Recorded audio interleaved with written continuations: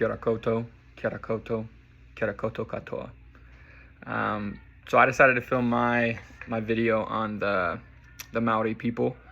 I served my mission in New Zealand, so that little thing I did at the beginning was an introduction of how to say hello. I haven't done it in like 5 years, and so it was kind of fun to do it again. But there's a lot going on in New Zealand right now. The Maori people have always been a vulnerable population from the very beginning. And so kind of to start out, there was something called the Treaty of Waitangi in 1840. That was the founding document of New Zealand. And it was between the British Crown and 500 Maori chiefs. And it was a document kind of laying out that, New Zealand would somewhat be under British control, but they would have rights and protections over their culture, their traditions, their language. But the thing that's been complex throughout the last, several years since it was created was there was one edition in English and one edition in Te Reo Maori. And so it was viewed differently by each side. And as time went on, Maori rights were taken away and things were harder to do. And so there was a lot of the language that was lost.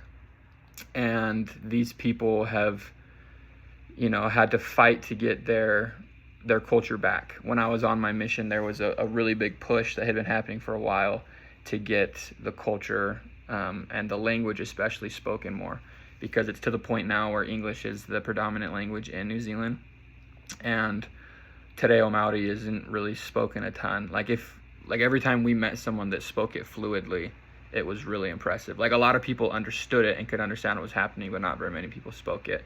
And so just recently, there was a politician with the last name Seymour, I believe, who just passed a new bill that would redefine the Treaty of Waitangi. And so there has been a bunch of protests going on in New Zealand. And so I've been seeing a bunch of people from my mission posting about these protests and posting about their rights, because it would put restrictions, this new bill would put restrictions on these rights that they've fought for since they were lost a long time ago. And so it's been interesting to see how these topics of controversy resurface over time. And as I was researching this bill, it isn't expected to pass, and so it's not going to come to fruition, but the people are still using this as an opportunity to vocalize for themselves and to speak out, saying we deserve to have these rights to practice our culture, to speak our language. And so it's just interesting to me because I think this is something that we all need to be aware of, that it happens around the world. That people's culture is important to them, and especially these vulnerable populations that have been taken advantage of throughout time.